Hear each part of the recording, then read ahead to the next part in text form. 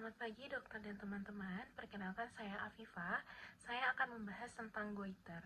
Goiter adalah pembekakan abnormal pada kelenjar tiroid dan bisa muncul sebagai nodul tunggal atau pembekakan yang menyebar dan dapat dikaitkan dengan gejala hipotiroidisme atau hipertiroidisme.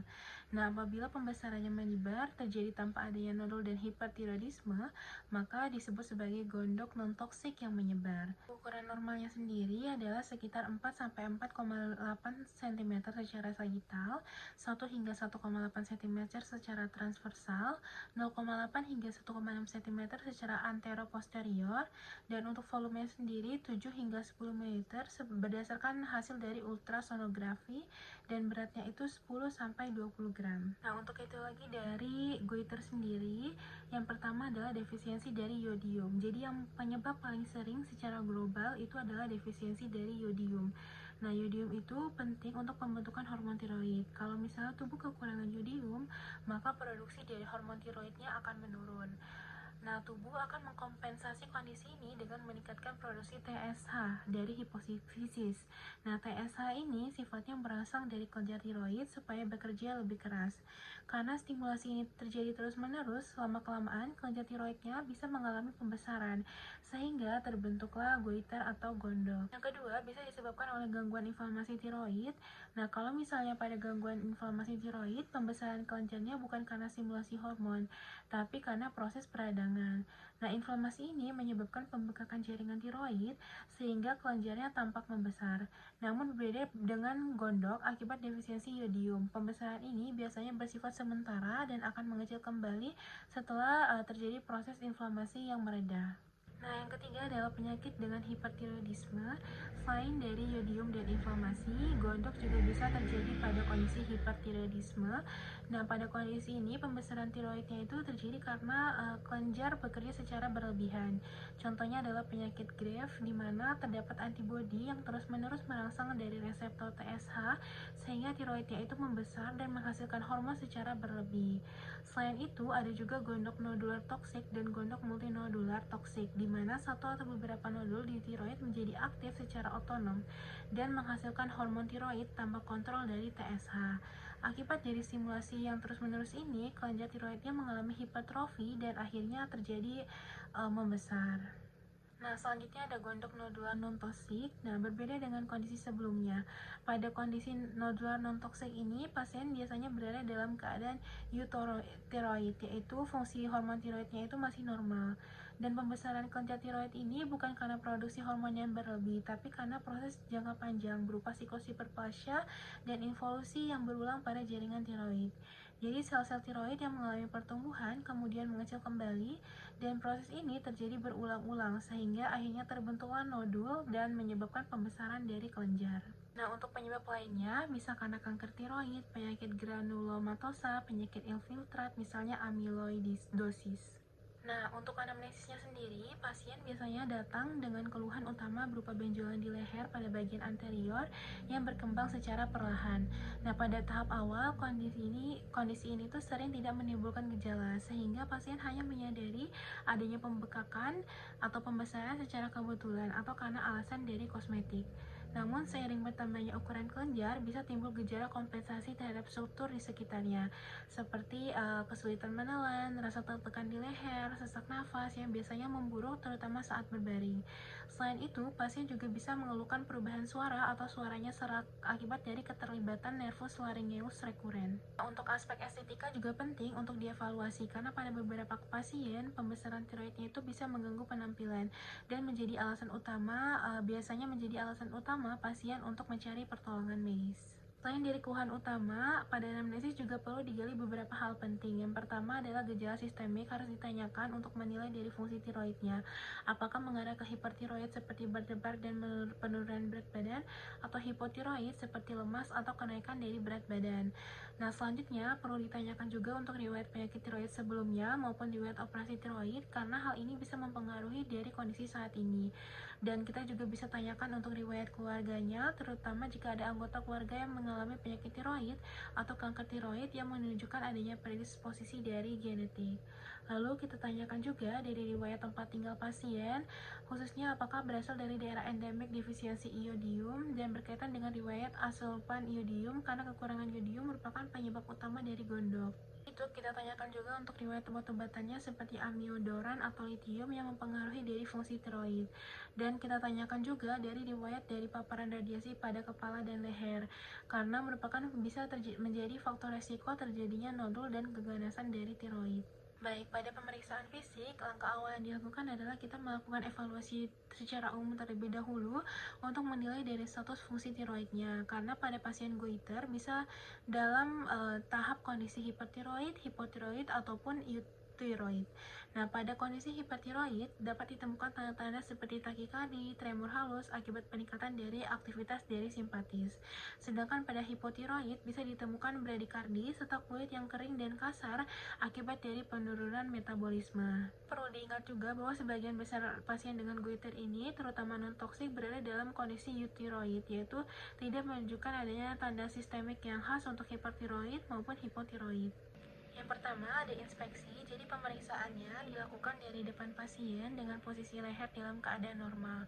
Kemudian pasien diminta untuk menelan, karena kelenjar tiroid ini akan bergerak mengikuti dari gerakan menelan, sehingga untuk evaluasinya itu menjadi lebih mudah. Nah, dari inspeksi bisa ditemukan adanya pembesaran kelenjar tiroid, baik difus maupun lokal, serta bisa dinilai apakah terdapat asimetris pada leher.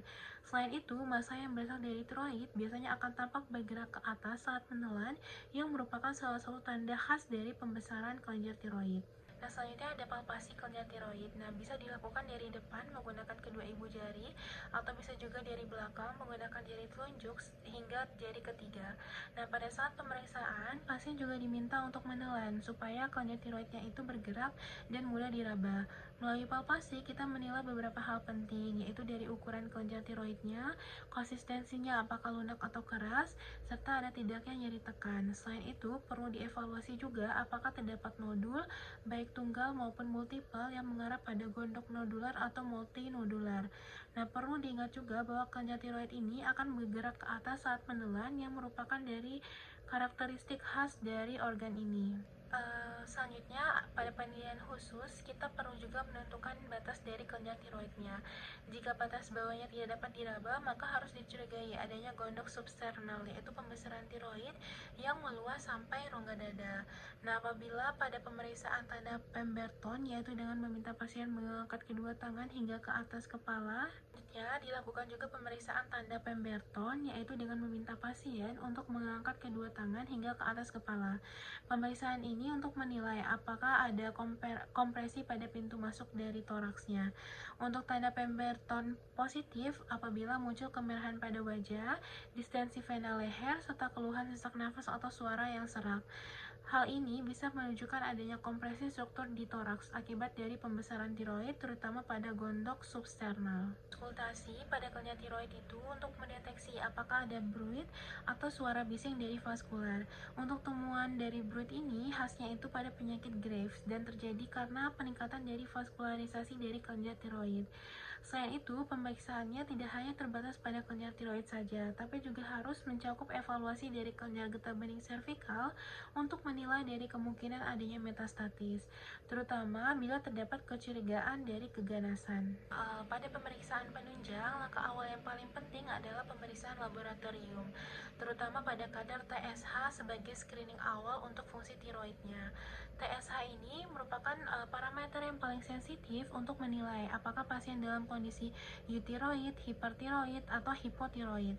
Nah, apabila ditemukan TSH yang abnormal, maka pemeriksaannya dilanjutkan dengan pengukuran hormon tiroid, yaitu free T4 dan T3 untuk menilai dari derajat gangguan fungsi tiroidnya.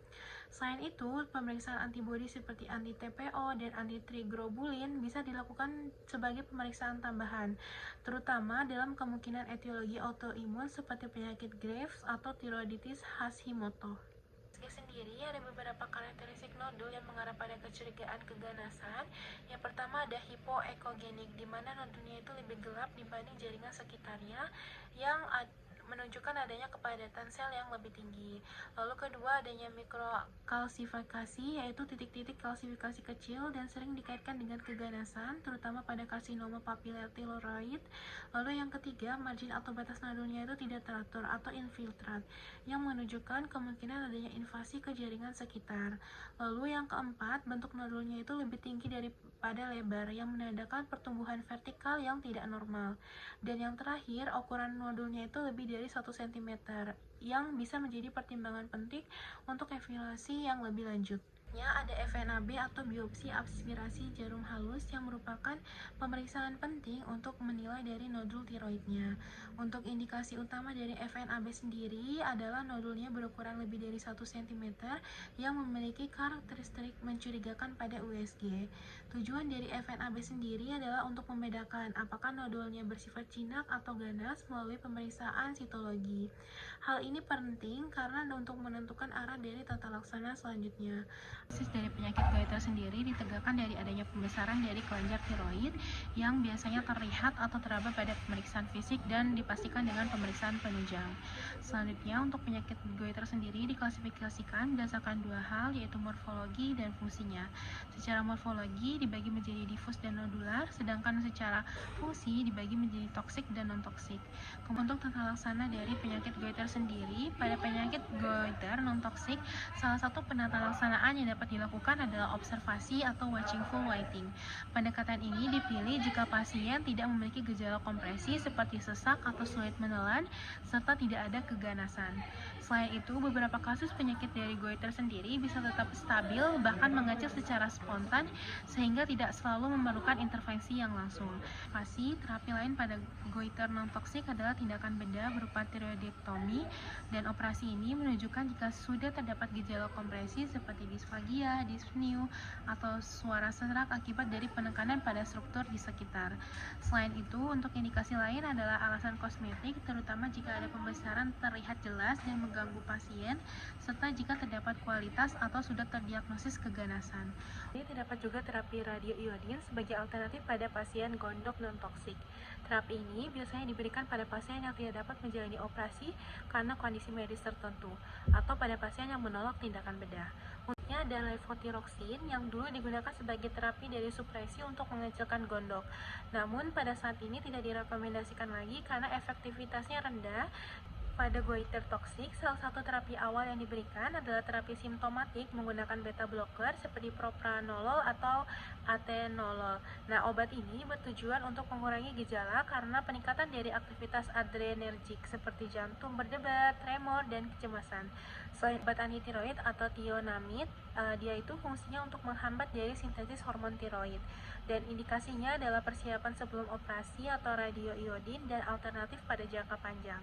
Radioiodin merupakan salah satu terapi definitif utama pada goiter toksik, terutama pada penyakit Graves dan multinodular toksik. Terapi ini bekerja dengan menghancurkan jaringan tiroid secara selektif sehingga produksi hormon tiroidnya menurun. Selain dari terapi medikamentosa dan radioiodin, terapi bedah juga bisa menjadi pilihan pada goiter toksik. Indikasi utamanya adalah apabila jika ukuran goiternya sudah besar dan menimbulkan gejala kompresi, terdapat kecurigaan atau diagnosis keganasan, serta pada kondisi yang membutuhkan penanganan yang cepat.